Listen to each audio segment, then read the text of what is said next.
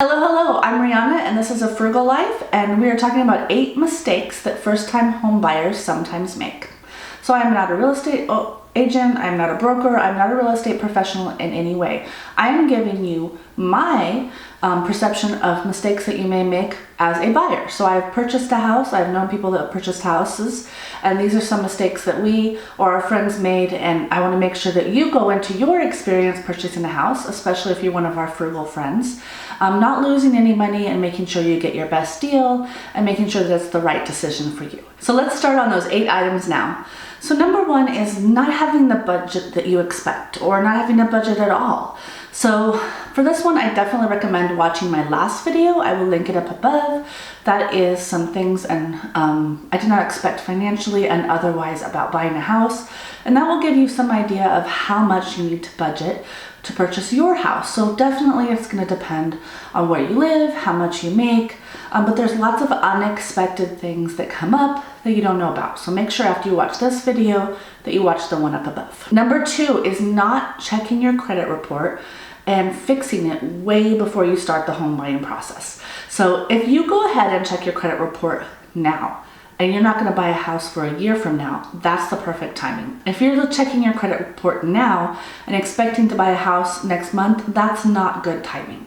So it takes a long time, several months, to get errors off of your report, to fix things, to raise your credit score, things like that. So the other thing to expect is they may tell you can purchase a house with a 620 credit score, for example.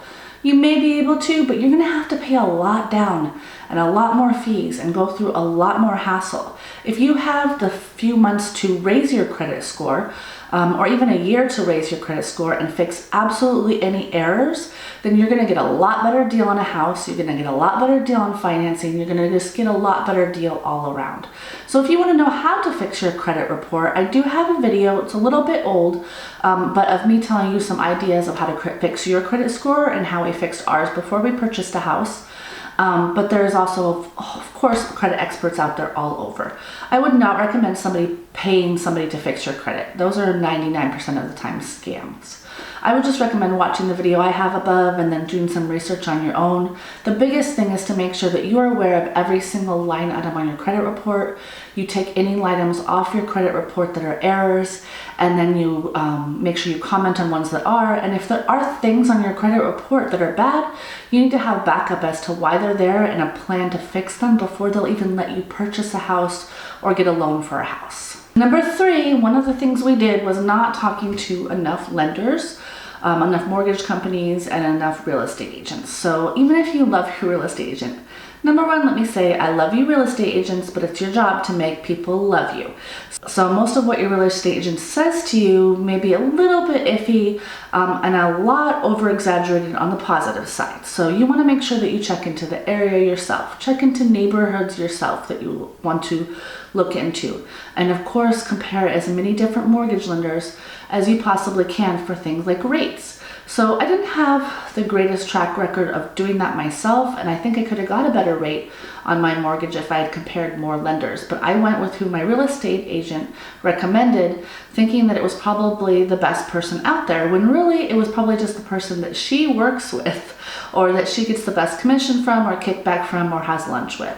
So make sure you check around and check at least 3 different mortgage lenders for your best rates on your mortgage. Number 4 is becoming emotionally attached over practical. So I will admit that I became very emotionally attached to the house that I am in right now, and I missed some practical things, like maybe the electricity should have been checked a little better, or the driving time to town could have been reviewed a little bit more. We still probably would have purchased this house because it was the best one in the area that we were dedicated to moving to, but it would have been nice if we just had a little more background information. So if you have a lot of open possibilities about where you can move to and things like that, make sure that you don't become emotionally attached to that very first house just because you're so excited about buying your very first house. Take a lot of notes, look around, take pictures. You may find your best house on the 13th house you look at, even though you had kind of become emotionally attached to that first house. So take a good look around and just take your time when purchasing a house. Number 5 is foregoing any optional inspections. So not only do I not recommend foregoing any inspections, I recommend getting your own inspections. So the rental agent or real estate agent, depending on what they call them in your area, will recommend somebody or send somebody out to do the required inspections before you purchase a house. But it is worth it to spend an extra couple $100 to have somebody come out again and inspect it yourself. So if there's anything you're concerned about, electricity, plumbing, if it's an old house, I recommend having a third party come out and inspect it, not just the inspector that's coming out for your real estate agent. So they're going to give you a good passing grade and be legal about it, but they might not call out things they don't have to call out. So I would get a third party to inspect the house for you. It's just worth the money. Number 6 is applying for credit too early. So we probably all know, if you check out my credit video, you'll know too, that you get dinged on your credit report and your score goes down when you check your credit. So don't go around checking your credit every 3 months because you're really concerned about how your credit's doing. Don't do any hard credit checks that you don't have to.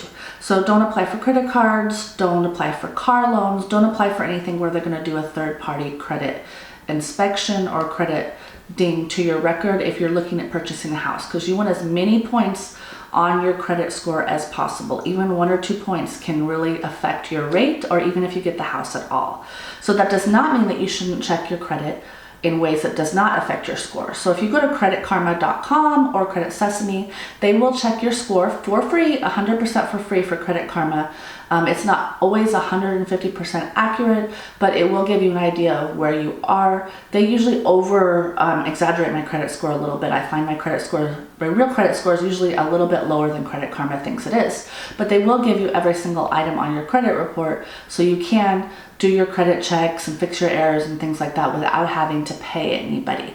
So don't let anybody check your credit before you purchase a house, except for the mortgage lender that you've actually decided to go with, and don't do any hard checks on your credit. So number 7, I'm not going to go into super detail with, because I will go into super detail on my video that I linked before, but underestimating what things are going to cost. Property taxes, electricity bills, all kinds of things that you think are going to be lower than they are because maybe they're lower in an apartment. Remember that houses cost a lot more than apartments in maintenance because you're doing it yourself. They cost a lot more in apartments because you're paying the down payment and you're purchasing a home. You're not just paying a rental. So definitely do not underestimate the costs of buying a house. Make sure you stay within budget, and you can do some of that by checking out my video before. And number 8 is my last one, but it's super, super important. So if you stayed with me this long, please put a thumbs up in the comment down below to tell me that you're still here. And number 8 is not saving enough for emergencies. So do not spend every bit of money in your savings account, in your emergency fund, in your home buying fund when you're purchasing a house. Make sure that you stay within budget and you leave yourself a good few $1,000s for emergencies, because things happen when you purchase a house. Your plumbing might go out, your air conditioning might go out, even if you have a home warranty, things might happen that do not have anything to do with the home warranty and you still have to pay them, and a landlord is not going to cover them. So do not spend every bit you've saved. Make sure that you save enough for emergencies after that last signature is placed on that mortgage contract. So that's it for today, and that is the second video in our home buying first-time home buyers series for A Frugal Life. If you have any questions or you want to talk about what your experience was purchasing a house on a frugal budget, please put your comments down below. And always, thank you for staying with me this long. And if nobody has told you how very special you are so special and always will be to me. Thank you for being with us, my friends. And if you have not joined yet, go ahead and click the link in the comment description box down below and join our frugal family of over 50,000 members in our Frugal Living Facebook group.